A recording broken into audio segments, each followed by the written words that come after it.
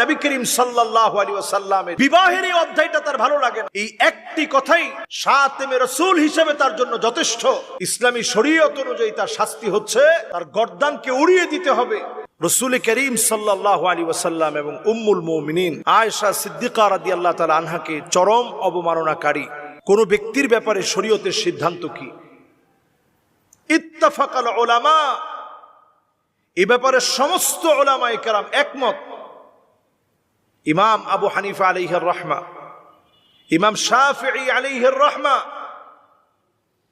ইমাম আহমদ বিন হাম্বল আলাইহির রাহমা, ইমাম মালিক আলাইহির রাহমা, সমস্ত ফুকাহায়ে কেরাম ইজমা হয়ে গেছেন, একমত হয়ে গেছেন, যেই লোকটা নবী করিম সাল্লাল্লাহু আলাইহি ওয়াসাল্লামকে গালি দিবে মুরতাদ্দা, ওই লোকটা মুরতাদ হয়ে যাবে।